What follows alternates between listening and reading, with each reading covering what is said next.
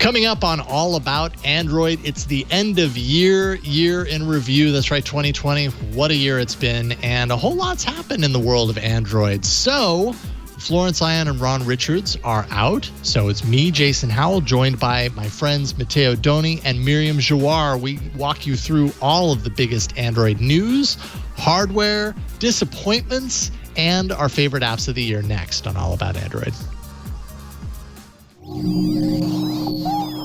Podcasts you love. From people you trust. This is Twit.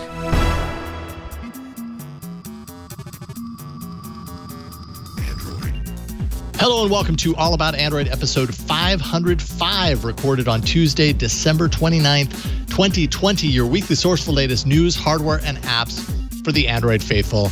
I'm Jason Howell, and today, Florence Ion and Ron Richards are with their family. They're taking the evening off because the schedule is kind of weird. The holiday schedule at Twit, I will say, is kind of weird, like that we have this last episode in between Christmas and New Year's. It usually doesn't work out that way.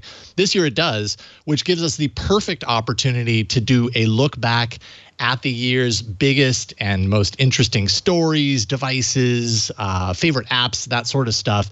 And I've enlisted two amazing people to help me do it. First off, welcoming back Matteo Doni from Tech Travel Geeks. Of course, you can go to youtube.com/Tech Travel Geeks. What's up, Matteo?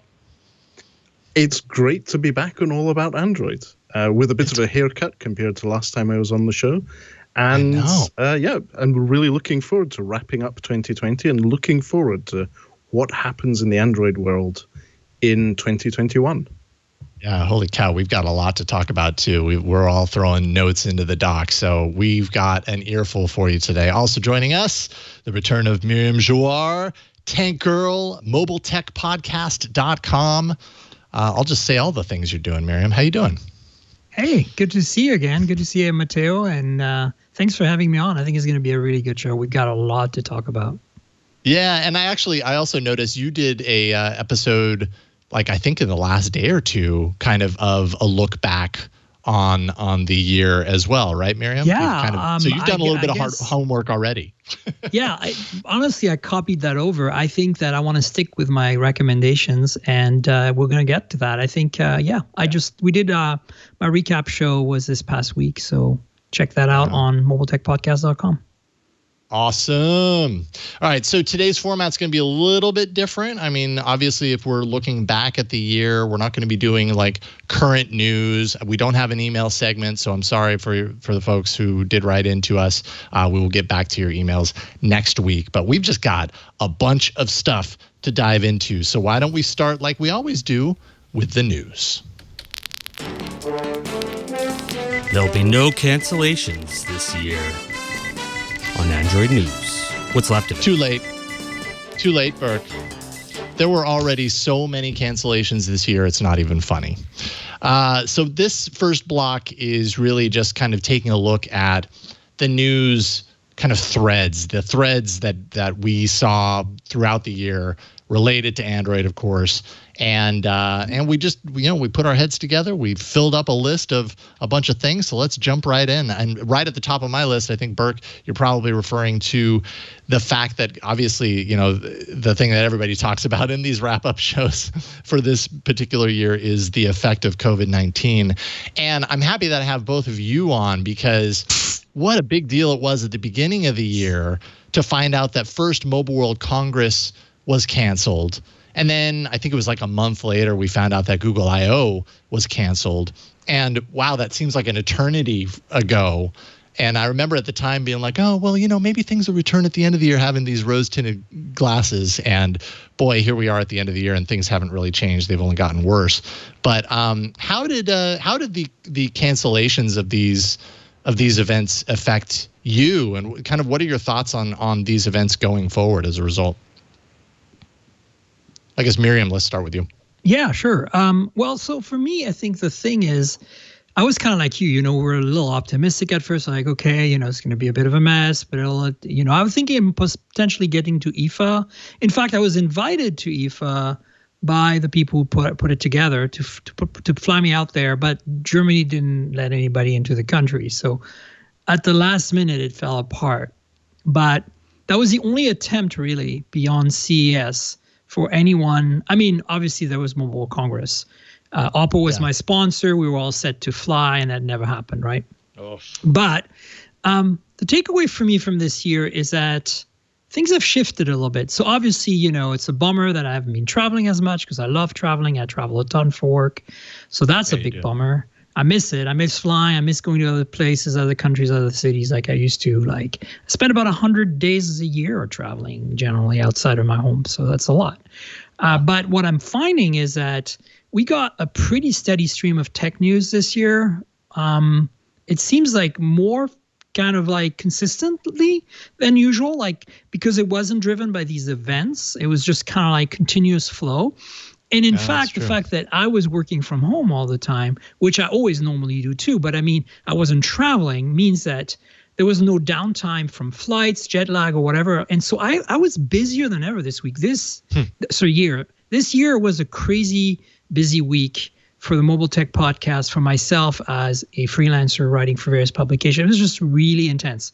And I'm a little burnt out at the end of 2020. I feel like it's, both the burnt out from COVID and all the, struggle and the pain and the hassle and the when is this going to be over for vibes. But at the same time, I've been working my butt off all year, more than I ever remember, Yeah, So- definitely. I would completely agree with that. It certainly feels that way.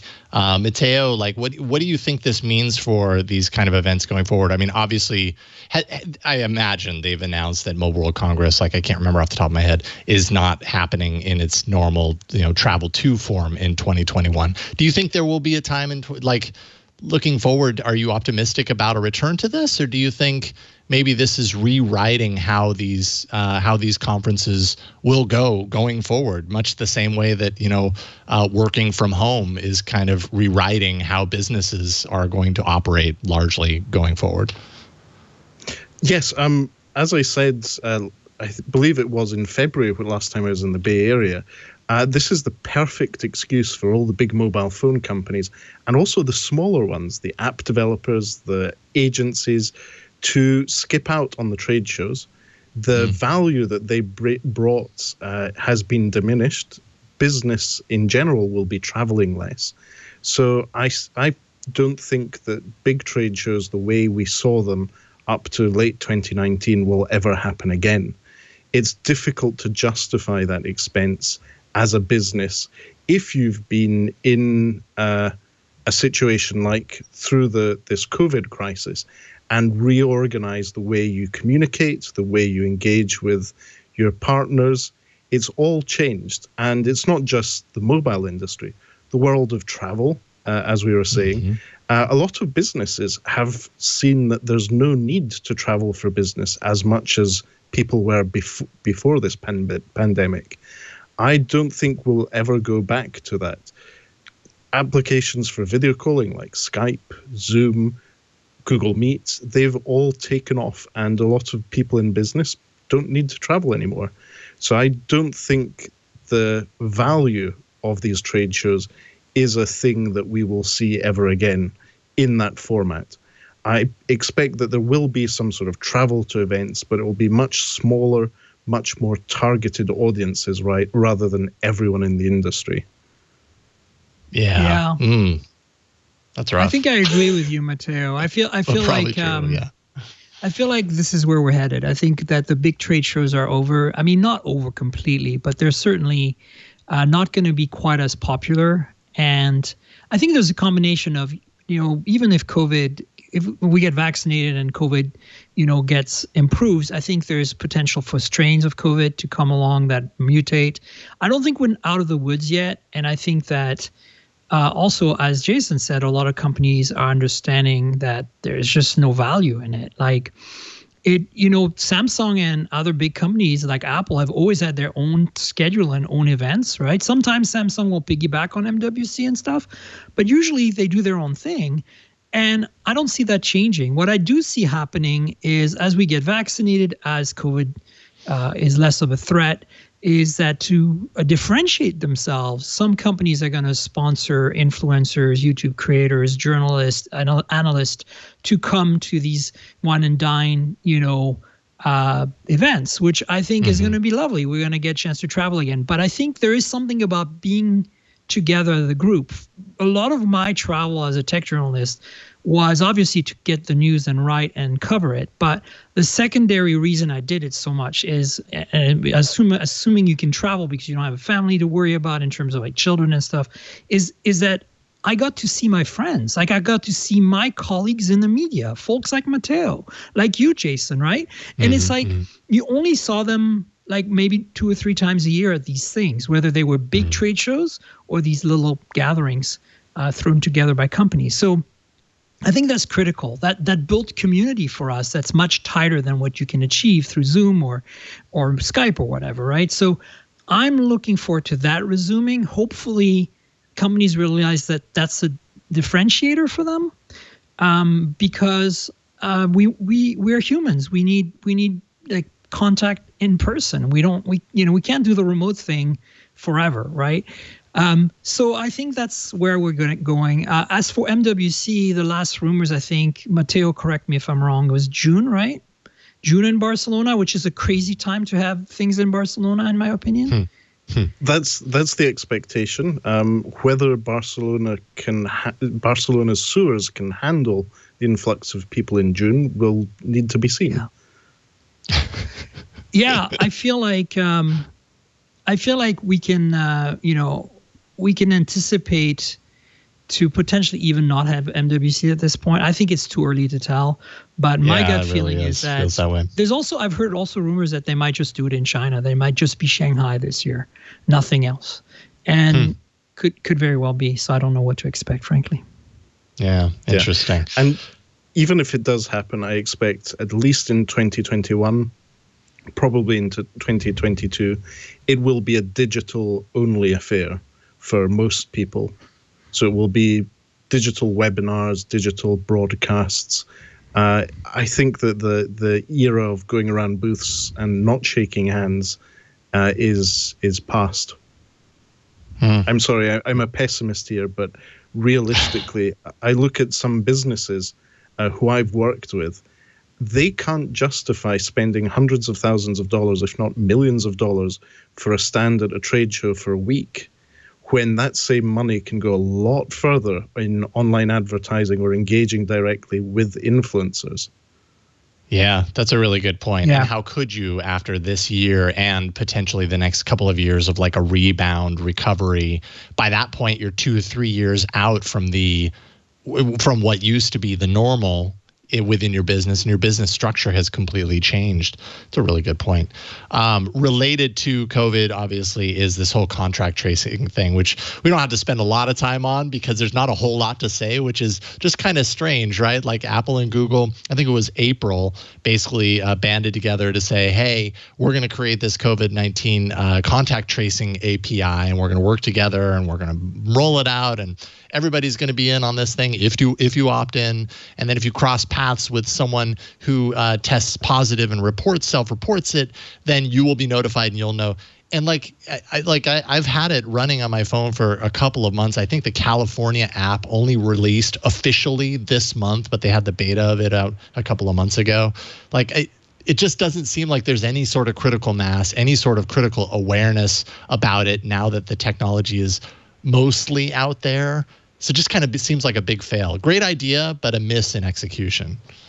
I think it's due to human nature. I think that, especially in the US where people are just terrible about, caring for the other folks in their lives, clearly, as we've seen. I think people are not willing to report that they are sick, and they are certainly not willing to find out if others are sick because it's more stress. And I don't agree with it, but I think that's a reality that we have to, understand from a kind of human factor perspective, Yeah. There were also, in the development of these apps and services, a lot of very strong assumptions at the beginning that each person has one phone and that they always have it on them. And there are some use cases, probably edge cases, that would have invalidated the whole thing. For example, someone leaving their phone in a car outside the exit to a train station or a mall would have indicated that hundreds of people had been in contact with this one person when maybe they hadn't. So I think that it's a great idea. It was, in some cases, really well executed. But the issue is there are some fundamental assumptions that I think that made the actual value of this app be less than it could have been. And definitely a lot less than where it was promised to the health organizations and governments that spent a lot of money on them. Sure. I mean, who knows? Maybe in the next couple of months, suddenly it proves itself and we're like, oh, I'm really happy that's in place. But I just don't see it happening. I see it always being just kind of like on the edges of anything, that's even close to widely adopted. Why don't we jump to you, Matteo? You have one in here about Huawei, which, I mean, Huawei, of course, was a big story last year. What's your take here?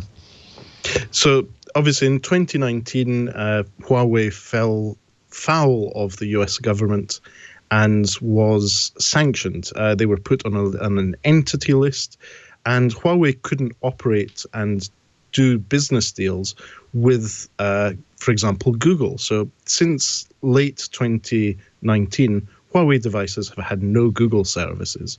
2020 just got worse. The solution that we hoped was coming didn't arrive. And even more sadly, all the devices that previously had Google services weren't allowed to get any security patches or any contribution from Google to improve their code base.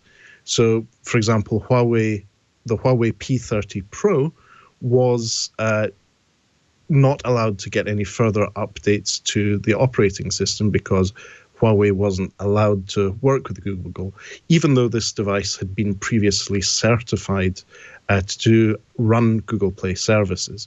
So it's really sad to see a company that is so good at their hardware and integrating their own hardware components with their Android distribution, MUI. It's really sad to see that happen, and it's forced their hands to maybe fork Android into Harmony OS. So we'll see where this goes in 2021, but we're already seeing the first results of this with regards to Huawei's road forward.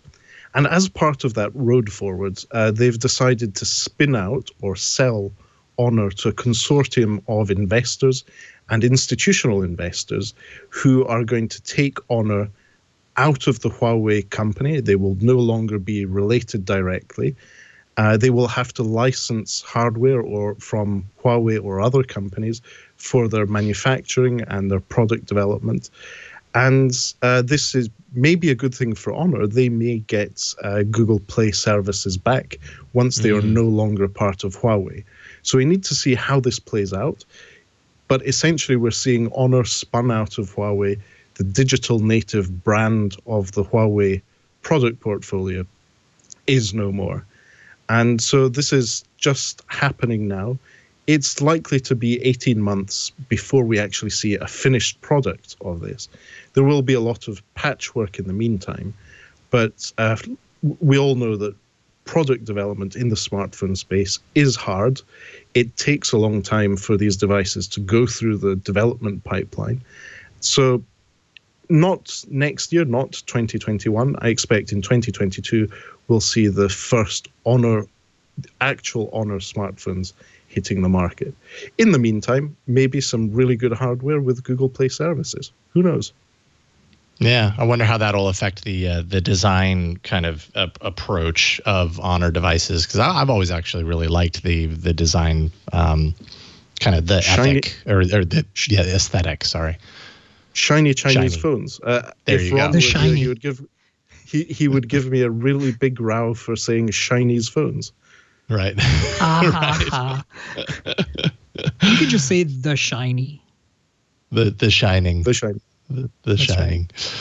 Right. Cool. And then, I mean, there's also the potential impact of, at least here in the U.S., of a new administration coming in to lead the country, and how they will approach this whole Huawei story. We know that Trump has been pretty hard on the company, to say the very least. it'll be interesting to see if a Biden presidency kind of follows in that path, and what that does in helping the company kind of regain its status or its composure. Who the heck knows? But I'll be curious to see if that changes things. I'd say the Huawei saga started long before Trump. There had already been warnings and actions taken under the Obama administration. This is a much longer game that we've seen over the years. But yes, Trump has been the flag bearer of the anti-Huawei action. We'll need to see if this is more than just the administration. Yeah, I think it's going to be a tough one, because I hope it relaxes. I think the biggest challenge right now, I feel, is that should be a separation between the consumer products Huawei makes and the networking, cell phone tower infrastructure stuff, right? Yeah, and there isn't, like, in the eyes of the current regime, which is, as we know, really messed up. They don't understand the difference, it seems, and they're lumping it together. I'm hoping the new regime gets around to understanding that Huawei makes great phones and laptops, and many countries use these devices. They have been scrutinized by the security industry, right? And nobody's ever found any indication that there's any risk there, and as such relaxes at least things like GMS. Because I would love to see Huawei make phones that, at least on their global versions, are available with GMS, and because they make such great hardware. I'm currently reviewing the P40 Plus. P40 Pro Plus, the camera-centric phone from the summer. I also have the Mate 40 Pro here, and they're great hardware, but like you can't recommend them, at least not here in North America or in Europe or parts of Asia even, because you can't run Google stuff on them, and not just Google stuff, but things like Lyft and Uber and other stuff, because it requires GMS. And I'm a little concerned with the direction that Huawei is taking in terms of its messaging towards us media, which has been gung-ho and rah-rah-rah about HMS, which is their substitute for GMS, and about, App Gallery, their terribly unpopulated app store, at least when it comes to Western apps, and their stance towards, the general lack of GMS, and they're kind of digging in with it. They're kind of saying Harmony OS is coming. They're kind of saying HMS will solve all this, and we all know that's not possible. Like, it's just not going to happen. I think Huawei, if the new regime relaxes things, should be wise to make versions of their products that are sold in the global markets only with GMS, or easily re-enabled GMS. Looking the other way and just swallowing their pride about HMS apps, App Gallery and Harmony OS, because we want the freaking hardware and we want it with our freaking software. I mean, that's the reality. Yeah. Like, just get that done, Huawei, when you can. Yeah, right. When you have the ability to actually take control of it and make that happen, because right now they're really hamstrung as far as that's concerned. Sure. Miriam, your next one is definitely a story that I'm happy you brought up. Talk about it. Yeah, I mean, I think that, this is something for all of us to talk about, but I'm a little distraught by OnePlus's strategy in 2020, mostly because I don't understand it and it doesn't have any cohesion to it. And it could be just growing pains. I don't think I'm not very concerned long-term about it. I think there's tons of room for quote-unquote recovery, if you even want to say that there was a miss in the first place. Some people don't feel that way, but I feel that it started off really well. We got the OnePlus 8, but then we got the OnePlus 8 Pro, which I feel is finally a unrestrained, full-on flagship from OnePlus with a price tag to match, although it's still relatively affordable for a flagship. But it has all the ingredients we've been long clamoring for, like wireless charging, a really good camera system. It's very much an underrated camera system. It's almost the same camera system on the Oppo Find X2 Pro. That Sony IMX689 on that phone, on the main sensor, the 48-megapixel sensor, is a total unsung hero of this year's sensors. Like, it's so good, and OnePlus did really well with it. So and then having a Sony IMX586 48 megapixel ultra wide, which makes great photos with autofocus on top of that. It's a fantastic phone. It's my daily driver, so I'm a little biased, but it started out well. And then we got the Nord, which really got everyone excited because the Nord that you're now holding was essentially a OnePlus 8 with a Snapdragon 765G for 2/3 or less than 2/3 of the price, like less than $500. And this is where I think the problems began, frankly, like not with the phones per se, but with the strategy. Because here's the problem, at least in the West here, in the US and Canada and Europe, the OnePlus 8 got taken up by the carriers, right? We got OnePlus 8 on T-Mobile, and then even a ultra wideband millimeter wave version for Verizon.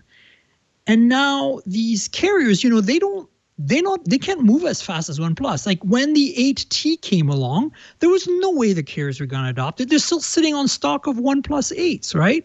So now the Nord comes out and they can't sell it in the US because it's so good. Not this Nord, please. Let's talk about that later. But I'm talking about the Nord, the original. Yeah. This thing comes out and it makes the OnePlus 8 completely irrelevant and redundant. And yet the carriers are, they can't sell this in the US now because the carriers would get so mad at them because it's almost as good as a OnePlus 8 and costs like 2/3 of the price or less. So that was a strategic mistake in a way that they didn't. I think they should have held back on the 8, sold the 8 Pro in the US, and then at least held back on the 8 with the carriers, and then made the Nord the carrier phone for the US. And of course, a variant of it. And then it would. I wish they had brought the Nord to the US. I completely agree. And then, of course, it kind of continued falling apart with the N10 5G and N100, which are both pretty terrible. And I mean that because you can get phones from BBK Group, the parent company, made by like Realme and Oppo, or Oppo maybe not because Oppo is always a little pricier, but at least the Realme 7 5G I recently reviewed on Hot Hardware is such a great phone. It is so much better than the N10 5G. It is more affordable. It is exactly what you'd expect from OnePlus at that price point. And how is it that OnePlus failed on that? Like, how is it that Realme is stealing their show at that price point of $300 and $400?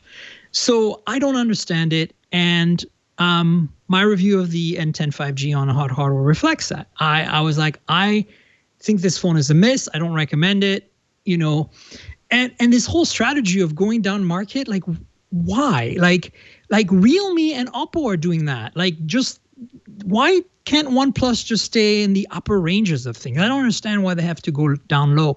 And if they did, they should do it right. They should just do a Realme copy. It's not unusual for BBK Group phones to overlap completely. So why not overlap completely? Instead, they deliver something that's lesser for more money and doesn't live up to OnePlus's expectations in terms of performance. It's silly. So I'm kind of bummed and annoyed and confused. And I think a lot of people are bummed and annoyed and confused. And we want to know where this is going. And then, of course, in the middle of this, the PR nightmare happens of Carl Pei leaving the company to start his own thing. Like, I don't know. This is, for somebody who has a OnePlus phone as a daily driver and has finally made a OnePlus phone a daily driver because finally the OnePlus 8 Pro delivers all my expected features, no matter the price. I switched from a Pixel. Like, the Pixel 5 didn't do it for me. We'll talk about that. Yeah. But I feel like I'm kind of confused as to where OnePlus is going. And this ties into some other things we're going to be talking about around some features that are becoming very popular in 2020 that are completely silly, like these, what I call the sticker cameras, the 2 megapixel useless cameras that might as well be stickers. Sticker camera is the perfect name for that. Look at the 7T a year ago. You had a telephoto on that, and then we went to the 8, and they had no telephoto. You had to go to the 8 Pro for a telephoto. It's like, why? Like, what are you thinking? And then the 8T is a great phone, but the 8T is not that much better than the 8. And so it's a really hard to justify phone to people, right? Like, especially in the US where we can only get it with 12 gigs and 256 gigs of storage, making it more expensive. And then on top of that, to add to all of this OnePlus confusion, Samsung comes along and out OnePlus with the S20 FE The FE, yeah, you're right. 5G. Not the FE regular, 4G is an Exynos, but the one we get in the US is in every way a better phone than anything that OnePlus sells at that price point. Absolutely, undoubtedly one of the best phones of the year. And we'll talk about that. Interesting. I can't add anything else to that. You summarized that perfectly as far as I'm concerned. Yeah, very boggled by the last couple of devices that OnePlus put out this year. Not because they were a low price point, but because I've always considered OnePlus to be a value brand, and value doesn't necessarily mean cheap. Value means less money, more features, like punching above its weight class. And these last couple of phones, the N10 and the N100, just really don't qualify in that description, and that makes me concerned for going forward what their quality level and focus will be going forward. I will say that I spent my pocket money and bought OnePlus Nord N100, which is the lowest entry-level OnePlus Nord so far. And putting it side by side with the Oppo A53, it is identical. It's the same phone. The only difference is the sticker with the brand and Oxygen OS. Maybe that's the value they're trying to sell. Oxygen OS is the feature that differentiates the device. But ColorOS is a great Android distribution. I don't see that there is that much more value in the OnePlus brand. But I suppose we'll need to see in 6 months' time how well those devices did, and more importantly, how OnePlus is going to support the software going forward. Well, they're not going to update it for more than one OS update and for more than 2 years of security updates. So they're already breaking their promises horrible. Right there. So I think this is the problem, right? I feel like we're not getting a OnePlus experience here. Sure, the N10 5G that I reviewed runs Oxygen OS, but it's dog slow it's actually worse than the Realme 7 5G that has a Dimensity chip from MediaTek and is a 5G, like Dimensity 800U, I think.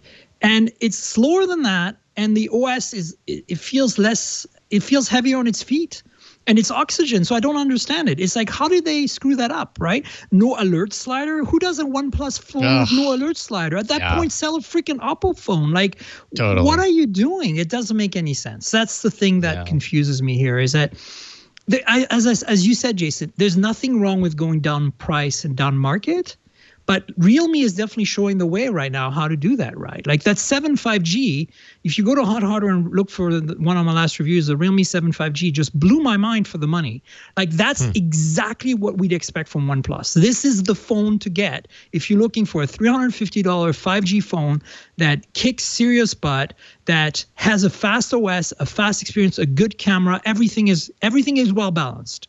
Whereas the N10 5G is just a lopsided phone. Everything, like the 690 just wasn't impressive at all. Like I just expected more for OnePlus. And that 64 megapixel OmniVision main sensor is a disaster on the N10 5G. It's just like, what were you thinking, So I don't know. I just feel they missed the mark. And this is something they can fix next year. Hopefully they heard our feedback loud and clear, and we'll see where it goes. We will see where it goes. We've got a lot more to talk about. Real quick before I round this out, I'll just put out a couple of other things that we had in here that we really don't have the time to talk about. Goodbye, Google Play Music. Hello, YouTube Music. And anyone who watches or listens to this show is probably like, okay, cool, you aren't going to talk about it, because holy cow, we talked about that on the show like almost every single week. But let's just say YouTube Music is not my music app, so I moved away. I'm not satisfied with it. Samsung, I thought that Samsung committing to 3 Android OS updates was a big deal, not just in the story itself, but in the potential ripple effect that I hope moves like that by big players in Android kind of have on the industry. I want more better support and in OS upgrades, and Samsung committing to 3 full major OS upgrades, I think is a good step in that direction. And then, of course, RCS, Rich Communication Services, just kind of becoming a little bit more ubiquitous, right? Baked right in there to Android messages, getting end-to-end encryption which I've used, by the way, and I love when I see the little lock on the screen and when it comes up, I'm like, yes, this is the way it should have been all along. So this is the way. This is the way. Yeah, it's nice. Like, I actually really do enjoy chat. The only time that I don't is when my data connection is wobbly at all, and then I get the kind of confusion between, is this sending via SMS or chat? Is my message being hung up and I have to go in there and like tap the message and force it to send SMS instead? But small price to pay. I'm so happy for the changes that RCS has brought. So up next, we're going to talk about some hardware, and boy, do we have opinions on the hardware of 2020.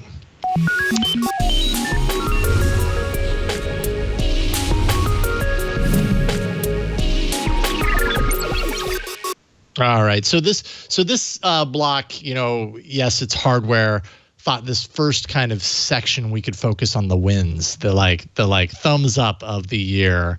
And so we don't have to spend a huge amount of time on every single one of these. I can see right now, looking over these lists, that, let's see, I know I have it here, that the Pixel 4a is, at least it's on my list as far as one of my favorites. We have a lot of overlap, actually. Yeah. Yeah, indeed. But the Pixel 4a, I was really happy with this. My wife, it's her phone. She's totally happy with it. And we were talking about value earlier.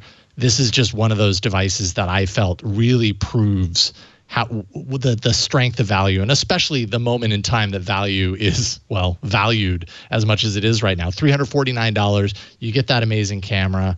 The small form factor, which I'd say is a big bonus for a lot of people. Maybe not so much for me. I do prefer a larger phone.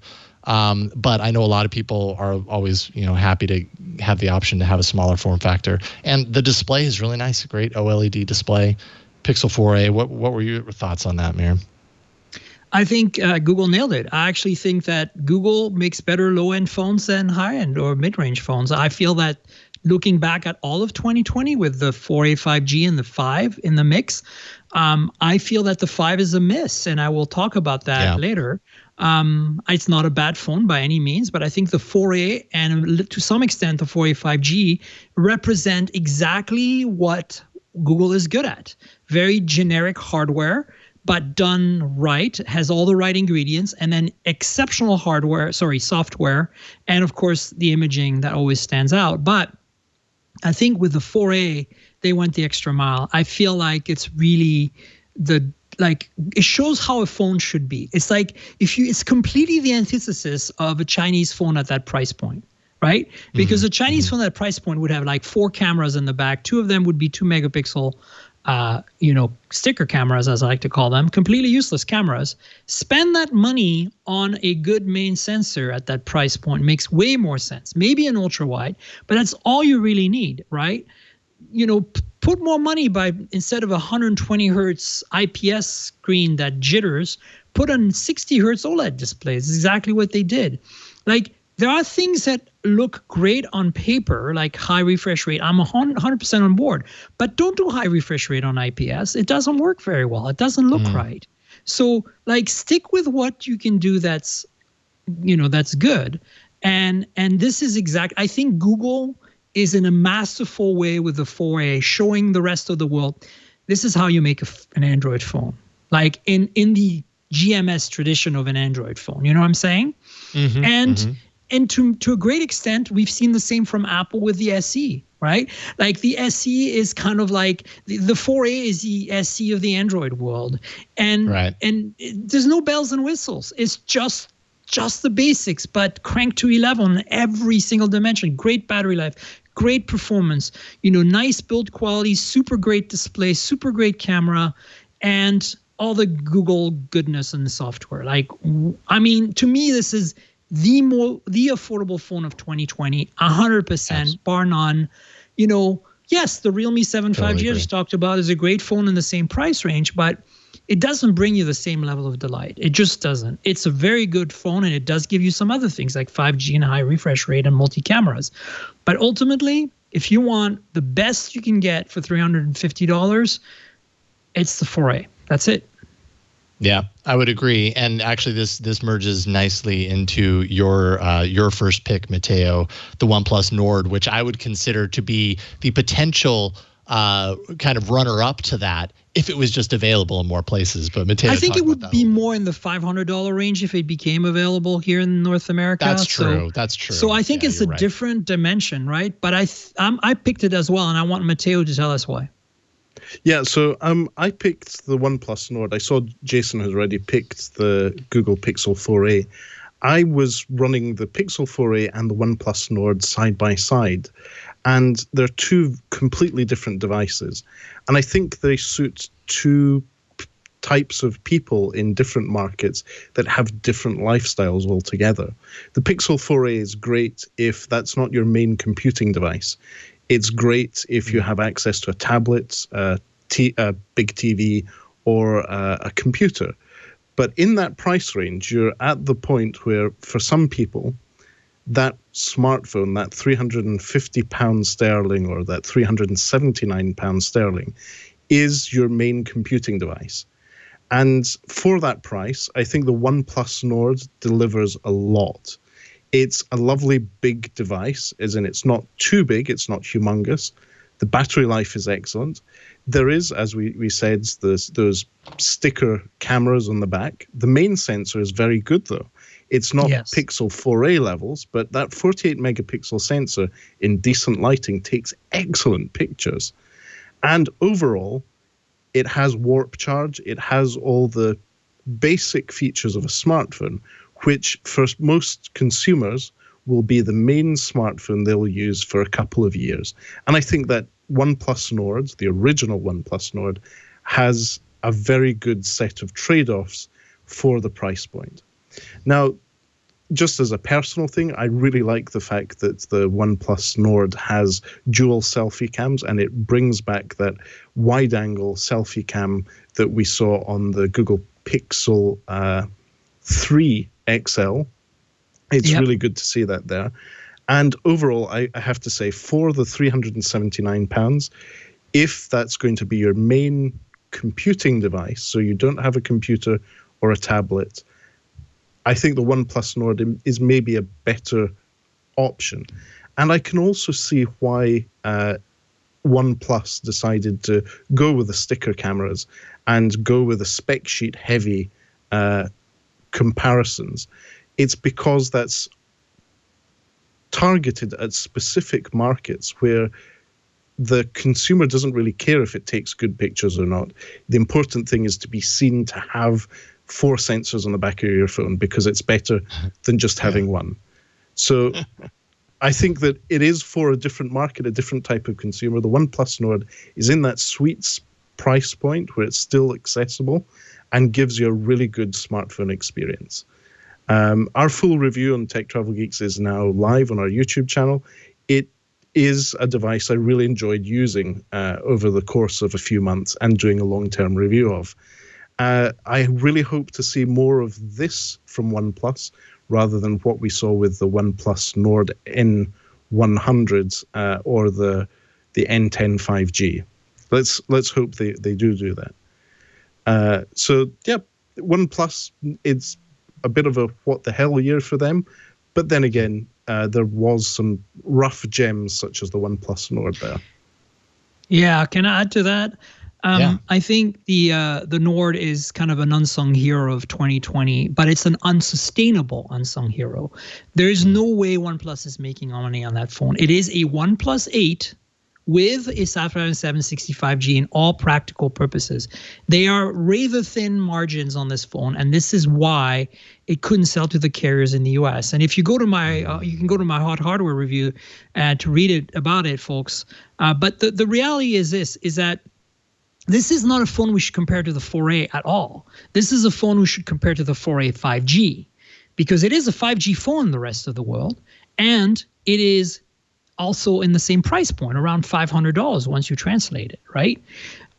So really the very flawed OnePlus N10 5G, the one that I talked about earlier that is not so good, that competes price-wise more directly with the Pixel 4a. So this is more a 4a 5G competitor, and that's why I separated it out as one of my favorite devices, because it's not at the same price point as the 4a. That being said, though, we need more of this from OnePlus. It is such a delightful phone. It is so fast. It is almost imperceptibly as fast. I mean, very much you have to put side by side with the OnePlus 8 Pro or something to notice the difference between that and the Nord. It's incredibly well executed, and to me, that's why it's one of my top fives. You know, I would say that their business model did change with the OnePlus Nord. I don't know how much you looked into this, but there was quite a significant amount of bloatware pre-installed on the OnePlus Nord. There was all the Facebook apps and other apps already on the device. So I think that they may be doing what Xiaomi traditionally does, is sell their smartphones at a loss because they're making more money out of the pre-installed apps or pushing other services on the device. And that's where I think the OnePlus Nord is a bit of a, they didn't want to dirty their main line of smartphones with it, but they're playing around in that playground of, let's see how much we can balance pre-installs and make money out of the people wanting to pre-install their apps against the idea of Oxygen OS being bloat free. Yep. Now, Miriam, I know next you have a Samsung. Which one do you want to feature? Because I know that you have an order to yours. Yeah, You've organized yours in an order. I kind of broke it down in my podcast into price categories. So less than 500 for me was the Pixel 4a. OnePlus Nord is right at that 500 sweet spot, where also the 4a 5G lives. And honestly, you can't go wrong with either. If you're North America, you can't do 5G on the Nord, so you might want to pick the 4a 5G. And then you've got the next one. I think is kind of an unsung hero, again, and is also showing that if Samsung wants, they can eat your lunch. And that's the Samsung Galaxy S20 Fan Edition 5G, the FE. This phone is unreal for $750. It's way better than OnePlus 8, in my opinion, or the 8T. Now, the only negatives on that phone are that it has a plastic back, but at that price point, that's a compromise I'm willing to make. And it doesn't have more than 6 gigs of RAM in the US, which is a little tight for Android, right? Yeah, but if you think about everything else on that phone, it's crazy. It has basically a Snapdragon 865, no big deal, but it has a telephoto, which you don't see at that price point anymore. It has wireless charging and reverse wireless charging, which you also don't see commonly at this price point. And it's basically, as I said before, outplussing OnePlus. It's like basically Samsung going, oh yeah, let's show you how it's done, OnePlus. Like, we have the infinite budget to completely undercut you, and we're going to do that. And I still think that Samsung's making money on this thing. So it's impressive, and I've only started using it recently. I've just finally got a device. I've been kind of hypothetically talking about it for a long time based on some brief hands-on with it. But I think this phone, especially in North America, where, you know, it supports all the 5G and everything, is just a sweet spot. Like, I think OnePlus should learn for the 9 and the 9T or whatever, not the Pro that they're making next, that this should be the phone to go after. That their next phone at that price point needs a telephoto and needs wireless charging. If they don't do that, then they're missing out on how you do a $750 phone. And so far, they haven't shown that they're going that route. There's no confirmed wireless charging on the 9 rumors. There is no IP resistance confirmed on the 9 rumors. And there's certainly no telephoto confirmed on the 9 rumors. Sure, the 9 is OnePlus 9, the supposed OnePlus is going to have the fastest chip, as usual, lots of RAM, lots of storage. That's what they do. But I don't care about 12 gigs of RAM. 8 is fine. I just want, or 6 is not good, but 8 is fine. Give me 8, but give me a better camera. Give me wireless charging. You know, it's just like, to me, like Samsung, I'm not a Samsung fan. Like, I am surprised that I think Samsung really did an incredible job in 2020 with their device lineup. Like, and we're not even talking about the A series, and the foldables. I mean, there's so much good stuff in their lineup. And the next thing for me that's a really good thing is the Note 20 Ultra 5G, which, if you want to spend more than $1,000 on a phone, to me, there's short of going to a Z Fold 2 like you have in your list, Jason, which I think is another phenomenal phone, but it's $2,000. So short of going that high, if you want just a traditional form factor phone that just absolutely kicks ass in every possible way and supports every band you can imagine in every country possible, get yourself a Samsung Note 20 Ultra 5G. It is ballerly amazing. The camera system on that thing is one of my top 3 cameras of 2020, alongside some of the Huawei phone and the Pixels. Forget the iPhone at this point, in my opinion. And those are fighting words, but they're there. And between those two Samsung phones I just mentioned is a phone that you picked, which is my daily driver, which you mentioned before, which is, I think, the only OnePlus phone other than the Nord this year that really delivers what we expect from OnePlus, and that's the OnePlus 8 Pro. Give me more of that, OnePlus. That's what I want from you. Agreed. Yeah, the 8 Pro. I think OnePlus did a great job of kind of delivering, on their kind of basically bringing out, like, if OnePlus was to do a true flagship, this is what it would be. And I mean, really, like, I completely agree with what you were saying as far as the camera is concerned. Like, give me a good camera system in the OnePlus phones and I'll be pretty happy, because for the most part, at least in the earlier part of the year and before, for years before, they're getting the design, they're getting the software right. I'm happy with all that. It's always the camera that becomes the downfall for me. So I was happy to see what they did with the 8 Pro. But I also want to tag along on what you were saying as far as the camera system on the Note, the Note 20 Ultra 5G, which is what I have right here. For as long as I've had this phone, it has been the main B-roll device that I've used to shoot reviews and stuff for Twit. And I mean, it's solid, right? The Pro mode that you can fire into both for video and for photos. Like, I could do stuff with this and I would send it to Anthony or whoever was editing, and he'd be like, what camera are you using? They'd think that I was using like a DSLR of some sort. And it's like, oh no, it's the Note 20 Ultra 5G. So big time agree with you on that. But of course, it is a costly phone. Not nearly as costly as a phone that I don't have in my hands, unfortunately, but I did put on my list, like you mentioned, the Galaxy Z Fold 2, which I put in here not necessarily because I think it's a phone that everybody's going to get, because like you mentioned, it's $2,000, but I was impressed by it. Yes, it was the first true foldable that I had the opportunity to play around with. But it was the first one that I really wanted to, because it really seemed like a lot of the lessons were learned and it was just executed well. And in my time with it, I only had it for a couple of weeks, but I really enjoyed my time with it. I don't know that I would necessarily spend $2,000 on that particular phone, but for a foldable, for someone who really wants a well-executed foldable that's great for multitasking, that's really powerful. Samsung really didn't hold back as far as the power and the juice inside. You're going to get a great device. You're just paying a lot for it, and I think that's commendable, at least at this point, because we did see some pretty turd-tastic foldables leading up to this. So at least we have one that we can point to and say, see, this is what you can do when you really focus on it and deliver a good experience. So that's why I put that in there.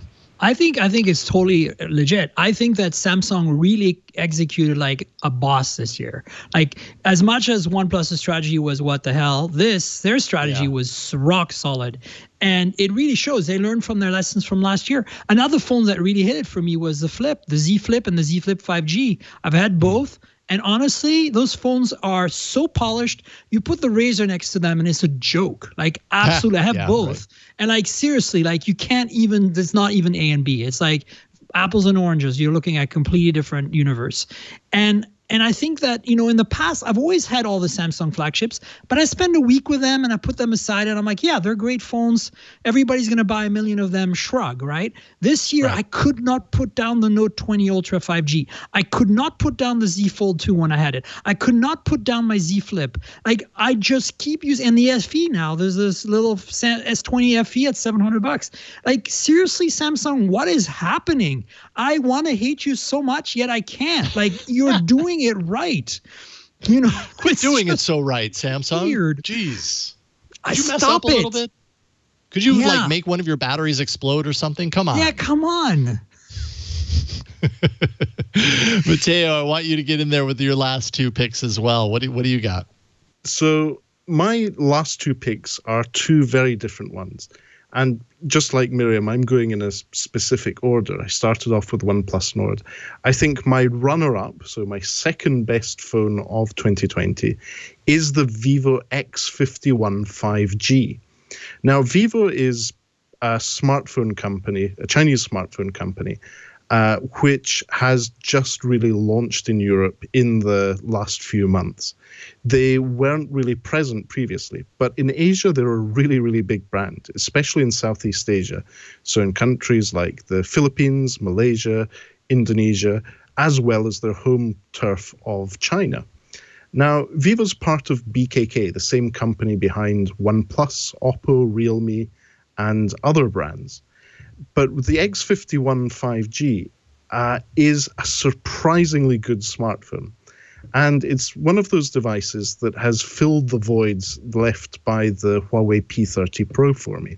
The Huawei P30 Pro was an all-round excellent smartphone with nice industrial design, good battery life, amazing cameras. The X51 5G, in a way, has filled that gap because it's a not full-on flagship smartphone, because it's using, just like the OnePlus Nord, Snapdragon 765G chipset with 5G, but the camera system is astounding. I agree, a gimbal 100%. mounted. It's a gimbal mounted main sensor, and that gimbal mounted main sensor is a 48 megapixel f/1.6. So really, really good in low light, really good in handheld low light. Just an excellent camera. That's paired with an 8 megapixel periscope 5 times optical zoom camera, just as we saw on the P30 Pro from Huawei. It then also has a 13 megapixel 2 times telephoto, which is optimized for portrait photography, and an 8 megapixel ultra wide sensor. So a really good camera setup, very versatile overall, and paired with some very good software that does the computational photography stuff really well. So I'm really, really impressed by this device. Vivo have a winner on their hands here. Their only issue is they don't have the big deals with network carriers in Europe yet, but they're already starting to sell in multiple retailers here. So overall, I'd say it's a great smartphone. It's not a known brand yet. But what Vivo are doing is they're filling in that gap in the market Huawei left when they stopped being able to access GMS, or the Google services that make, in most Western markets, make the smartphone experience very, very good. So well done to Vivo on this device. What I would say is it's an OLED screen. It's a 90 hertz refresh rate screen, really nice screen. I was surprised by how good that screen is in direct sunlight. This is the smartphone I now use for flying my drone. And using the DJI app in open air, in direct sunlight, it works very well. So I'd say Vivo have an all-round winner here. I don't think it's a full-on flagship to compete with the likes of the Huawei P40 Pro Plus or the Samsung Note series of devices, but it's a very, very good all-round smartphone. Okay, then. So I've talked about relatively expensive smartphones. 2020 has been a tough year for a lot of people, and globally, that was noticed in the smartphone sales in the markets. We see this from data from various sources, showing us that, if anything, consumers have reduced the number of upgrades to their smartphones, and where they have done so, they've opted for a cheaper option than they would have maybe 2 years ago. So my pick for best smartphone of 2020 is the Xiaomi Redmi 9. It's a sub $150 smartphone, sub £150 sterling here in the UK, including taxes. But overall, you get a 5,000 milliamp hour battery. You get a plastic body with a nice big 6.5-inch screen. It's all round a really good smartphone for the price. And it has USB Type-C. It has a headphone jack. It has a quad camera setup on the back, but most of them are sticker cameras, and it has a fingerprint scanner on the back. So this fantastic plastic smartphone is accessible in price. It's available with Google Play services. It's available not only from the network carriers, but to buy SIM-free, and offers amazing value. It's not powered by the latest and greatest Snapdragon chipset. It's a MediaTek Helio G80 chipset. But in terms of performance, I've put it side by side with a Snapdragon 460 on the Nokia 3.4. The Redmi 9 actually performs better. You can play Call of Duty Mobile on it. You can do some light video editing on it. It's not what you'd expect from a $150 smartphone. And I think that this is overall the best smartphone of 2020 because it offers so much value. And with MIUI or MIUI, Xiaomi's Android distribution, it's bound to get updates for at least 2 years. So I know this is an enthusiast show about Android, but I think that we need to remember that for a lot of people, anything more than $150 for a smartphone is maybe not realistic to spend. And I think that the Xiaomi Redmi 9 is really the smartphone of 2020. Wow. Jason, I have a couple of things to add very quickly. I know we got to move on, but I have the Vivo X50 Pro 5G, which is exactly the same phone. It's just the global version of it. And that Vivo phone is absolutely one of my favorite camera phones of 2020. If you're into imaging, it's up there with a P40 Pro, P40 Pro Plus, Note 20 Ultra, iPhone 12 Pro Max. It's incredibly in terms of imaging, and it's a $650 phone with Snapdragon 765G. So I completely agree with what Matteo was saying on the Vivo. A superbly impressive phone. There's no sticker cameras on that thing. All those cameras are actually useful and do a fantastic job. And my pick for a really cheap, a really amazing phone from the same company, Xiaomi, that just came out recently is the Poco M3, $150. Kicks serious ass at $150. That thing is amazing. Poco M3, check it out. Poco is a brand that I have not spent any time with, but I always see it and I'm always very curious about it. So I'm very intrigued to hear you say that. It seems like anytime I read about it, people are raving about the Poco series phones. So thank you for bringing that up. All right. We're not verging too far away from hardware. Up next, we're going to talk a little bit about some hardware disappointments. So many enter. Oh, there we go. But only one lives. Android Arena. Sure. Why not? Yeah. Yeah. I mean, for video... For viewers, they get the goats. For audio listeners, they're like, wow, I haven't heard that audio bumper in months. Thank you, Victor Thank you, and Burke, and everyone in the background making this happen. Yes, making the goats return to the show. So this is really hardware, but not just like phones that were disappointments. I was kind of thinking like phones, yes, but also like trends. Are there trends, things that are happening right now that we're seeing that we hope kind of changes? For instance, at the top of my list is this whole paying extra, or it seems that we're paying extra for phones that have 5G capability. I always read about this. Well, part of the reason that the price is more expensive is because the 5G chip inside is a more expensive chip. So they gotta cover the cost somehow.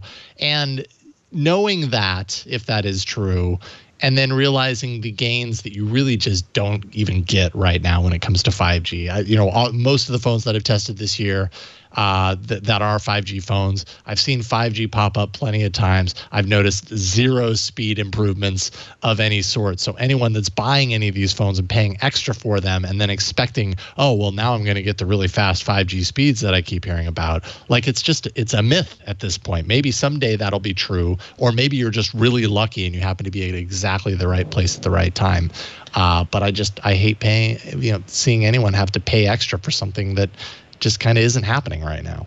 So that's bugging me. I kind of want to agree with you and disagree with you.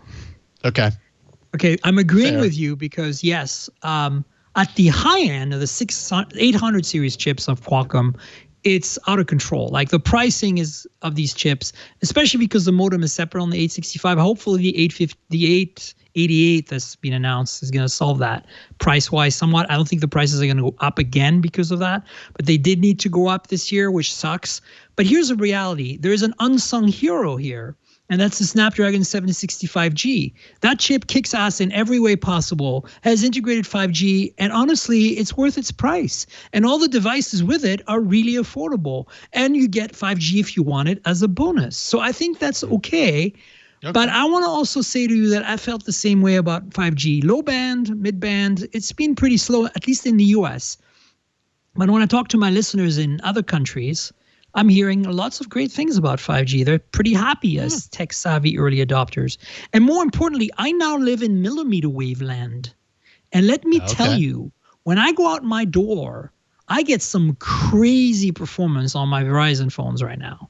The millimeter wave is unbelievably fast. Now, of course, it only works outdoors, but imagine, if you wanted to, you just step out of the house, go for a walk to the corner store or whatever, and get yourself like a beverage or something. And at the same time, you upload that YouTube video that's an hour long. Like, it'll do it in an instant while you're walking. And trust me, this isn't. I was kind of a bit of a skeptic about the whole 5G until I used millimeter wave. Now, is it viable? Is it worth it? I'm not sure. My biggest gripe is that we're sometimes paying for millimeter wave when we don't need it. Like, I'm not a Verizon customer. I'm only testing Verizon phones. I'm on T-Mobile. I don't need millimeter wave yet. If I buy a Pixel 5, I have to buy it with millimeter wave and pay for it. Versus Europe, where they get a cheaper Pixel 5, which I think represents better what that phone is worth. So there's things like that. So, but I don't want to, I think you're right on the high end. I think in the mid-range now, like that Dimensity 800U from MediaTek, that's basically a Snapdragon 765G competitor, is a much cheaper chip than the 765G, and it's on that Realme 7 5G I mentioned earlier, and it is kicking ass in performance, and it's got 5G low band. So I think it's possible. I think it's changing. I think it started off the year like that, and in the US we have this weird view. It's like this view of people go to carriers to buy their phones and have a monthly plan. They have no reality how much a phone really costs, which is why those $500, $700 phones are not very popular. If you can buy a Galaxy Note 20 Ultra for $48 a month on payment, you're getting a really great phone for the money, and you might not really notice the pain, right? Versus, buying, having to buy it up front when it was brand new. You know what I'm saying? Yeah. So that's kind of my take on that. So I think there's a two sides to the story. But in general, I feel that you're right, that we shouldn't have to pay for the 5G. But I think that's going away this year. Certainly in 2021, I don't think we're going to pay for 5G. It's just going to be there. I'm sure, yes. And as 5G becomes more ubiquitous, as the speed gains become more dependable, then obviously all of that changes. It's just I think you're fortunate and you're lucky that you live right there. I'm very lucky. Within reach of the millimeter wave, and I think a lot of people are going to get it thinking that they're going to get that exactly, and they aren't, and that can be a bit of a bummer. So, Matteo, what's at the top of your list? So, I would say one of the things that I agree with is obviously 5G. I think there's a bigger conversation about infrastructure being the cause of these issues, and that in most countries, the infrastructure for that speed is down to the backbone more than the actual transmitters. Now, 5G is great, but I think that another thing that's I was a bit disappointed in 2020 is the continuation of the trend in mostly Asian markets of having lots of specs and cameras, as we've called them, as sticker cameras, to be there just to make them look good on a spec sheet. I think that both ourselves here at All About Android and our other shows like the Mobile Tech Podcast should be there to maybe educate consumers to say having more cameras doesn't necessarily mean that you're going to take better pictures. It might be better to have less for better quality. And it's really difficult to communicate that, especially when a lot of the flagship phones, those £1,000 phones, have big camera modules. So the assumption is that a big camera module with lots of lenses is good. It's very difficult to convince the average consumer in some markets that the Pixel 4a approach to product development is probably better suited to the consumer's needs in many cases. So that was a personal peeve of mine. And obviously the Huawei issue as well is another one. But that's we've already touched on that. I think I would like to see the whole issue be resolved in 2021, mainly because Huawei is a great innovator. It really has pushed other companies like Samsung to up their game in certain smartphone feature areas, such as battery life and cameras. Mm-hmm. Yeah, indeed. Miriam, what's burning you on your list right I can second Matteo on the useless 2 megapixel cameras that are sticker cams, and I'm looking primarily at BBK Group and Xiaomi Group here. They're the worst offenders. And then I would say the lack of telephotos. LG is the worst offender there. Not even their flagship V60 has a telephoto anymore. Come on, that's a $900 phone. Let's get real. Let's put a telephoto on that. I think I want to see more telephotos and less useless macro cameras, basically. Another thing is we touched on the OnePlus Nord N10, 5G, and N100 and how they were disappointing phones for OnePlus and that OnePlus has to remedy that. So I'm not going to talk about that.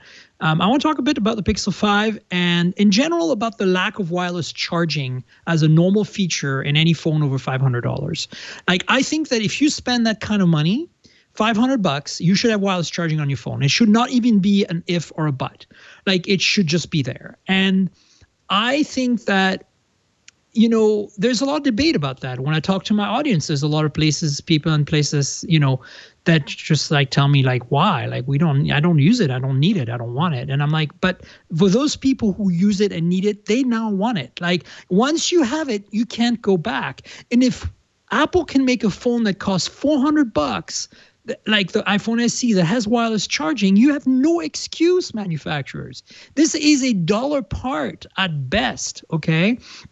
Just stick it in there and we can all enjoy some wireless charge. It doesn't have to be the fast wireless charge, just put it in there. There's this tendency for Chinese phones to not have wireless charging, even at the high end, like the Oppo Find X2 Pro, which is basically a fancy premium version of the OnePlus 8 Pro. That phone was Oppo's best for the first half of the year and doesn't have wireless charging. Yet Oppo does make phones with wireless charging. So it's really weird to me that that's not a standard thing these days.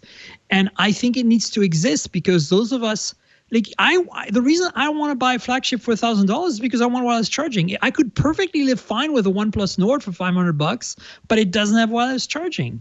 And why do I spend $700 for Pixel 5 to get wireless charging when the Pixel 4a 5G is arguably in every way a better phone for the money, other than it misses things like water resistance and wireless charging? Why do I have to spend $300 more or $200 more for that feature, Google? Right now, you're gonna say, well, it's a more premium phone, but spec wise, that's I don't get the Pixel 5's pricing. It doesn't make sense. I don't either.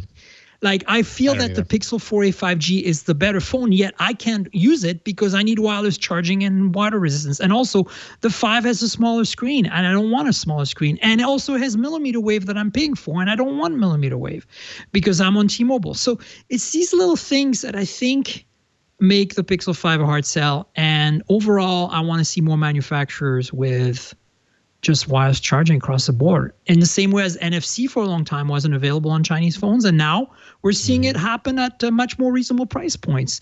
Even though in China it's not a big deal to have NFC, nobody really uses it. So I like the fact that that became commonplace, and now I want the industry if I have a wish for 2021, is that any phone sold for $500 or more just automatically gets wireless charging. Boom. Why do you think that isn't included if it's a part or a feature that's so because we can to save add? money. It's more profit on the bottom line. It's like $1 that per thousands of phone manufacturers Right, is okay, I saving suppose. money, right? But at the same time, it's because they're counting on the fact that the consumers at that price point haven't already experienced it. But unfortunately, companies like Apple and some companies like Samsung, who've been putting wireless charging in pretty much everything, have kind of spoiled us. And I think in North America, where 90% of people walk into a carrier store and buy either an iPhone or a Samsung phone, you end up with people who expect wireless charging to exist on their phones. And so then I can't recommend a Vivo, X50 Pro, whatever, or like a great other phone, because I tell them and they're like, oh, but it doesn't have wireless charging. I don't want it. It's one of those features. Once you have it, you don't want to go back. It's like NFC. Once you have it, you don't want to go back, right? It's so funny because I have had it and I've not used it for months now. And I think the reason was because I probably started using, I'm back on the 4XL, so I could totally use it. I just don't. I choose not to, which is weird because I would, in theory, I would totally agree with you. I think what I've realized for me is that wireless charging for me is not a necessity. I don't consider it a necessity. It's nice to have, but I'm just as fine plugging in. Probably totally an outlier. I completely agree, but it doesn't bug me that much. But if it's expensive to add, I think for me it comes from the fact that I have a Pixel stand on my desk ever since the Pixel 3, so do I. And I started using it, and so now that's how I charge my phone. I leave it on my desk overnight. I don't leave it in my night table. I've got Google speakers to talk to if I want to set an alarm or whatever. And so I leave it on my desk. And it's also nice to be able to charge it halfway through the day or whatever, just slowly while it's the second display. I get my notifications as I'm working, on my Mac. Yep. Because obviously I don't have the integration with the messages. I could do that, but it's a pain. So I'd rather have a display for that. And then, I have a Tesla, so I have wireless charging in my car. A lot of people have. You can buy almost every Hyundai made this year for 2020 has wireless charging built in. So people are starting to get used to just throwing their phone in the little middle cubby thing of their car when they walk into their car, and have it charge, right? And completely agree with you there. Yeah. When I've thrown so many phones in the center console of my Tesla to charge, and then realized, wait, this doesn't have wireless charging, and I'm like, why is my battery dying? It's right. You get so used to it that at some point it just becomes the norm. And this is why, to me, it's such an issue. Is that if I wasn't used to it, I wouldn't care. But I'm used to it, and now I can't undo it. I can't unsee it. Yep. You've taken the red pill or whatever. Matteo, what you got? I'm not used to wireless charging yet, but I'm sure I will be soon because in 2020, my partner Candice and I are obviously not traveling, and we decided to upgrade our sofa to a smart sofa, which has wireless charging in the sofa, as well as power recliners and cold cup holders. So I'm getting used to it. But I'm not there yet. As far as I'm concerned, at the moment, I agree with Jason. It's not really a necessity. I would much prefer to have maybe better battery life altogether. Make it a bit thicker, or use the space that the wireless charging would have gone into. Add a few hundred milliamp hour of battery capacity for me, please. Yeah. Well, this kind of ties in with one of yours, actually, since we're on the topic of battery, Matteo. You were talking about fast charging standards. I thought that's interesting. Yes. So one of the frustrations that came to me from 2020 was the fact that there's so many different smartphones with different standards for fast charging. So you've got Qualcomm fast charge, you have OnePlus with warp charge, you have Vivo and Oppo with their own fast charge. it's starting to get complicated. And the idea of having that single standard for fast charging is now a mirage. Now, there is some light at the end of the tunnel. A lot of third-party power delivery GaN chargers are hitting the market, not just Anker, but there's a lot of different brands out there offering gallium nitride's chargers. So we may see that the standards for charging maybe settle on one or two, if not what Apple and Samsung are doing in the 20 watts fast charge space. But it was a frustration for me this year, I have to say, being able to fast charge some devices but not others, and then have to go and rummage in the box to find the appropriate charger. And speaking of boxes and chargers, Jason, what are your thoughts on the matter? Well, first of all, just to piggyback on what you were saying, I want to throw out one of the moments in Android that really pleased me this year was the OnePlus 8T and the Warp Charge 65T, which is the charging brick that, yes, charges that phone from 0 to 100 in like 35 minutes. I mean, it totally does. It's pretty amazing that it does that. But also, they finally kind of made that charger a more universal fast charger, and OnePlus has historically made their fast charging bricks, only fast charging for the OnePlus devices for that standard. And with that charging brick, they kind of opened it up so you get a fast charge on other devices. Not quite as fast as what you get with the 8T, but still pretty fast. So I applaud OnePlus for at least exploring that, because I thought that was a move in the right direction. So just to tag that on for you. But and maybe this is less of a trend. Well, I guess it's now a trend for this year, because didn't the latest iPhone ship without a power brick and cable in the box? And the Xiaomi Mi 11 that was just announced is going to be power brickless too.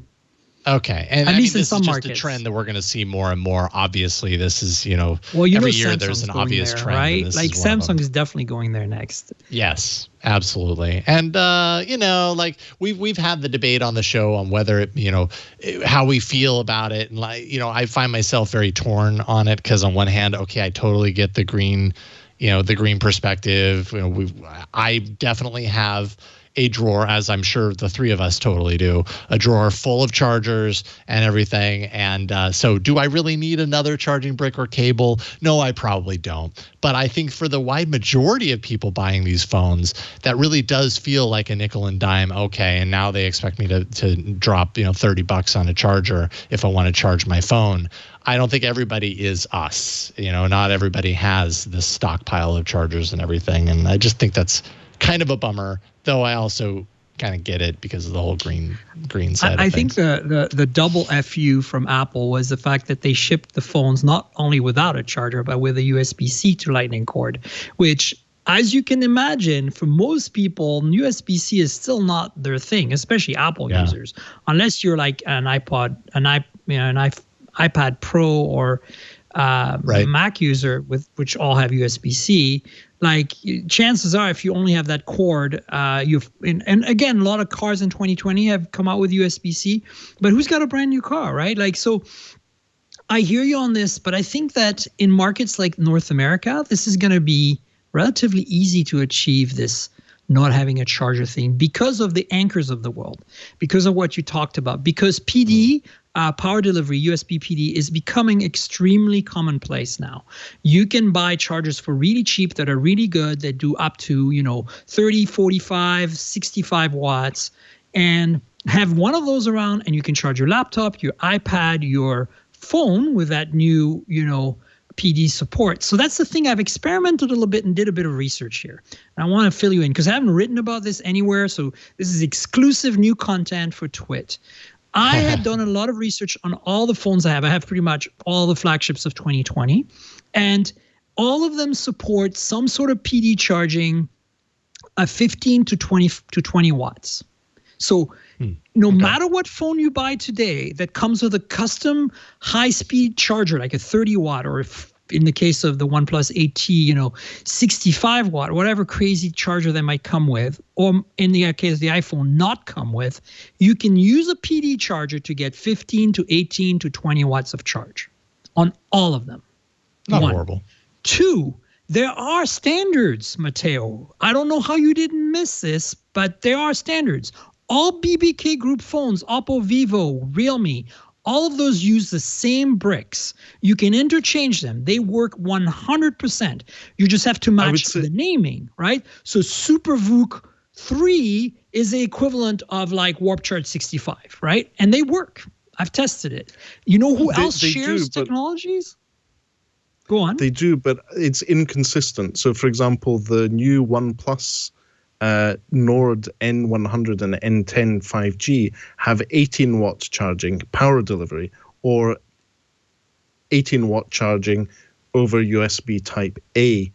It's not consistent. The VOOC is maybe for particular devices in their portfolio, but it's not a standard across all of them. No, I agree with you. But I'm just saying, at least within companies, it's working. But it's even better than that. All Xiaomi phones and Huawei phones are compatible for fast charging with their proprietary chargers. So Xiaomi and Huawei Group are using the same technology for fast charging. So if you have a Xiaomi charger, you can charge a Huawei phone at high speed, and vice versa, right? Now, of course, you have to match them. Like if it says 65 watt on one phone and 30 watt on the charger, you're only going to get 30 watt on the phone, right? But definitely, generally, they're backwards compatible. And it's interesting to see that at least two brands, Xiaomi Group and Huawei Group, which is now only Huawei but used to be Honor as well, is compatible, and that BBK, pretty much all four BBK brands, sharing the same high speed. What's interesting is that Samsung is pretty much riding the PD wave for their phones. And so is Apple, and so is Moto, and so is Google. And so also there's Quick Charge, which is generally, if you have a Qualcomm chip, you get both PD and Quick Charge. And Quick Charge right now, there is one standard of Quick Charge, I think it's Quick Charge 5, that isn't really adopted by anybody yet, but it's out there and it's 100 watt. Nobody's used it yet.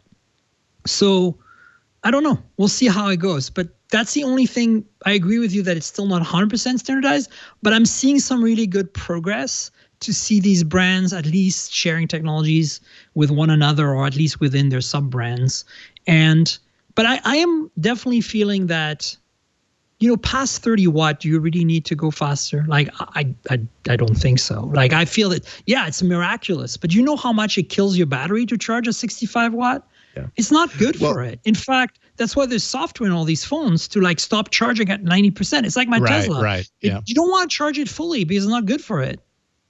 Yeah, I totally agree. But then in the travel perspective, I like having a 65 watt or 100 watt gallium nitride charger, because I just take one with me, and that charges my laptop, my Amazon Fire tablet, and my phones all from the one charger.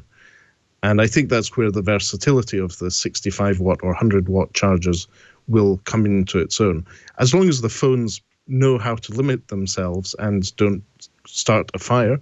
Let's not look at the Note 7. I'm sure we'll be fine. But at the moment, we're still not. We're in the same situation we were with operating systems and operating system upgrades on Android around about 7-8 years ago. Yeah. I think what I want to see. The F word. Yeah. I think what I want to see is more PD, high, like 35 watt, 40 watt PD across the board. So you can have your 100 watt custom charger, Huawei or BBK Group or whoever, but please give me at least more than 15, 18, 20 watt of PD charging support. And as Jason so smartly brought up, do what OnePlus did, where the charging brick, if you buy the super fast charging brick, is also a perfectly good PD charger. I think the one on the 8T is 65 watt proprietary, but it's up to 30 watt or 35 watt PD, which is really great because, again, you can charge a MacBook Air with that. So there you go. Indeed. Yeah, that's one of the things I really liked about that. Matteo, you have one last one. Is that right? Or did we already talk about that one? I think we touched on that. Touched on it already. Okay. Obviously, the flagships are becoming much, much more expensive. the market is moving towards the low end because of some economic reasons in 2020. I think that just the same way Google spent a lot of time developing the Google Pixel 4a, a lot more smartphone manufacturers should be giving love to that market segment rather than the flagship area. Mm-hmm. Yeah, for sure. Agreed. Awesome. Well, that was a whole lot of disappointment. So let's lift you back up, because up next we're going to talk about some of our favorite apps of the year. There we go. Yeah. There's the music I was waiting for. Oh, yeah. All right. So, like I said earlier, we don't have the email segment this week. We will get to it next week. In its place, we're going to talk about a couple of the apps that have happened this year that we either love or love to hate, in the case of at least one of these that I see in the list. But I'll go first. And I had to check just to be sure that it was this year, because, wow, this has been a year. And I know I've talked about it on the show already. And I think even Google highlighted it a couple of weeks ago in their Best of Play Store awards. But Dolby On is my pick. And I'm realizing the link I put in there is not the right link. So there we go. Burke has it. So basically, this is an app that it's an audio recording app, but man, I love it. If you're a musician, this is an amazing app for just like scrap, like ideas that you have on the fly. Basically, the idea of this, of course, Dolby, creates this very world-renowned noise reduction algorithm and all different types of technology around noise reduction and improving the recorded sound and everything. Couple that with the fact that smartphone recordings don't always sound amazing, right? The mics on smartphones aren't excellent, at least not on most phones. So if you're recording, like say, I sit down to record an idea on guitar, it sounds fine. But what this does is it actually analyzes the sound, the noise print in the room, and applies the Dolby noise reduction kind of filter to the room when you're recording. So it eliminates all of this extra noise. And I mean, I've just had some excellent results where I sit down, even with like an unplugged electric guitar. So it's just, if you've ever played an unplugged electric guitar, it's actually pretty quiet. It's kind of twangy and really high pitched and very quiet. Versus like a big booming like acoustic guitar. And when you record it with this app, all the smarts inside make it sound amazing, and like suddenly it sounds like a full vibrant guitar. And it's just a really great it's got a whole bunch of other features, some like effects and stuff. I don't really touch those, but basically I use this to record ideas, and then I export that as an audio file, an MP3 file, and put that into Evernote, which is where I like document all of my song ideas. That's like my catalog of song ideas. And it's become just at the top of my list of favorite new things that keep me being creative. So it's called Dolby On, worth checking out. Yes, if you're a musician, but also if you're just looking for a really unique and interesting audio recording app. It does a really good job. So I think it's worth checking out. And it was called out by Google, so I think I would agree the design of it is really interesting too. And actually, Matteo, I think your app was also called out by Google on the Best of 2020 awards. I didn't check it out though. Yes. So the Reface app is an app which essentially allows you to take a selfie or to take a picture of yourself and share the outcome of replacing your face with a celebrity's face and come up with some funny outcomes. And it allows you to not only save the videos as videos, but also as animated GIFs or GIFs, depending on your regional pronunciation. So the Reface app is one of those apps that many have jumped on the privacy bandwagon saying, oh, you're just training some AI system to recognize me better in the upcoming next regime of evil people. But let's face it, it's just there for the giggles, and it is hilarious. Some of the clips they license from celebrities, from movies. It's just a a good bit of fun in my view. And Burke, Jason, I think if you check your email, I've shared some examples of refaces that are available. I've refaced myself in them. And you can pick things like, for example, The Great Gatsby or scenes from Love Actually. Replace your face over the one of a celebrity that's in that movie or TV show. It's particularly disturbing if you do things like replace your face on the face of someone like Kylie Jenner, who I'm told is not a Kardashian or Bajoran, but one of those people, the celebrities that I'm not really aware of.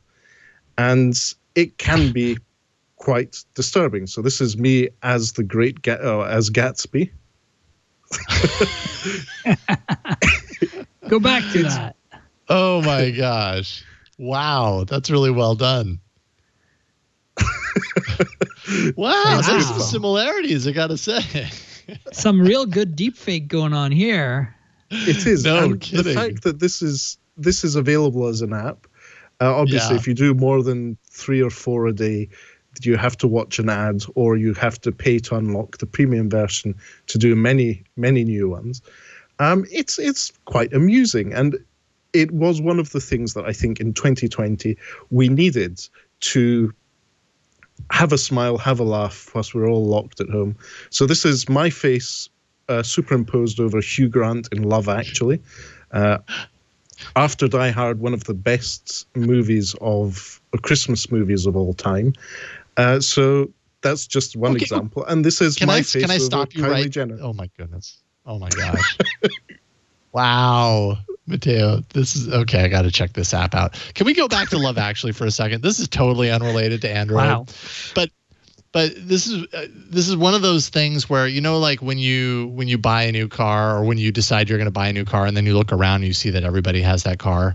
This holiday, I feel like, was one of those years where suddenly everybody had an opinion on Love Actually. Is this a movie I really need to see? Maybe we don't need to talk about it on an Android show, but you brought it up. Is it a good movie? Because it seems like everybody's talking about it. I've never seen it. I think so. It's one of those ones that I think is quite deep. It makes you realize that there's a lot of people with different backstories, that everyone is a human being.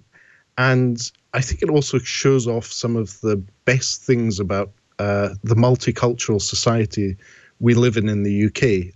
It's one of those films that shows some ugly realities, but it also gives you some good laughs and food for thought, as well as having an open ending. And as well as being a movie that you too can star in if you put the app Reface on your Android device.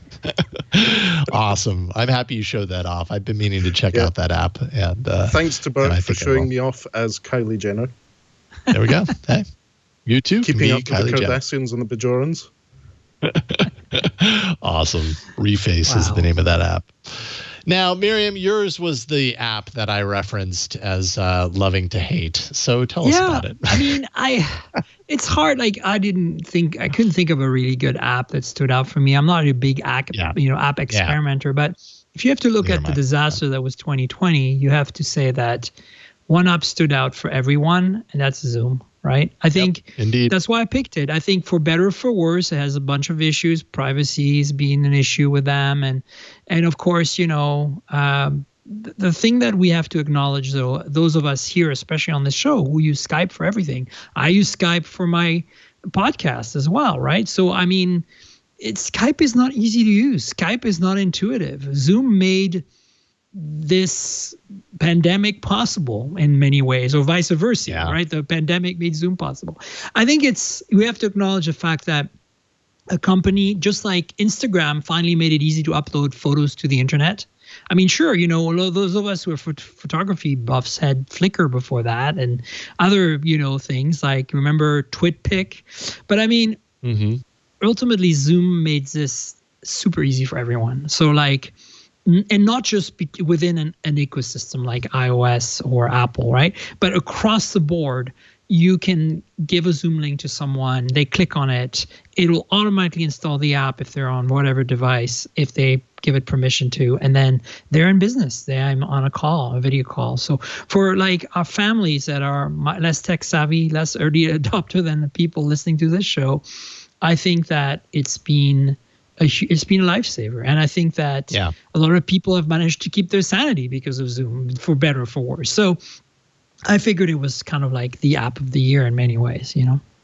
I completely agree. When I say love to hate, I think I don't like it either that much, but I think that you have to give it credit for what it's done for us, right? No question. I totally agree. I would say honorable mention to Google Meet, which was folded into Gmail this year. That made sharing links very, very easy. It made families be able to keep in touch. Maybe not so much in Western markets, but in the Middle East and Asia, Google Meet has had a bit of a surge in use. Yeah. I'm glad you didn't say Microsoft Teams. Definitely the exact opposite of Zoom or whatever. It's such a bad app. Like oh man. I mean, Skype is not that great. Like we know how to use it, so we're comfortable with it. But we work with its quirks, yeah. Skype is challenging. Like I see it with my guests. Obviously all the guests on my show are journalists and people in tech and in the industry. We talk about, tech savvy stuff, but a lot of them, like when I bring up Skype, they're just like, you kidding me? And I'm like, come on, just play along. Like, I know you don't like it, just please. No one likes it, but it does the thing we need it to do. Yeah, and those who are clueless, I just send them to Zencaster, which just solves the problem since I'm audio only. Oh, okay. You're right. We have to give Zoom a whole lot of credit. They took whether we feel the app was designed well or poorly or whatever, they took something that before all of this pandemic craziness was a complicated mess for the majority of people and made it a household name. Like there probably aren't that many people out there that have any sort of familiarity, be it deep or shallow, to technology that haven't done at least a few Zoom calls in the last year. And probably at this point, many of those people have done many of them. This thing that could have been incredibly complicated is now very easy so you got to give them a whole lot of credit for that. And it has improved over time. It's just Zoom exhaustion is real. At a certain point, it's like, cool, let's look at another virtual meeting. Oh, I think it doesn't matter what the app is. Just, virtual meeting exhaustion is real, right? Yep. Yeah. Absolutely agree. Well, wow, that was a lot of fun. Thank you so much for hopping on. This was a great episode. We went a little bit longer, but I think you know why, because we had a lot to talk about. This has been a crazy year. 2020 has been crazy for so many reasons. And actually, it turns out the world of Android in 2020 has been pretty crazy and good in a lot of ways as well, considering all of the hurdles that it has faced along the way. So really just so psyched to get you both on. Matteo, thank you so much for hopping on. What time is I always have to ask this at the end of your appearance. What time is it there where you're at right now? It's just coming up to 3 a.m. Oh gosh. But it's all good. Sorry. I'm transitioning to working North American hours in my new job. So this is actually great. It's a bit of training and preparing for what's to come in 2021. Totally intentional. That's exactly why we brought you on, is to train you for your new position. YouTube.com/TechTravelGeeks. Anything else you want to throw out? Plug. This is your moment. Obviously, Tech Travel Geeks is my passion. It's what I work on with our Chief Aperture Officer, Lukash. We've not been traveling much in 2020, unsurprisingly. But what I will say is we've had lots of Mockadial cases and lots of smartphones to review and lots of accessories that we think will make the travel experience better going forward. But also a lot of those sort of practices that we used whilst traveling can be used for working from home or staying in lockdown.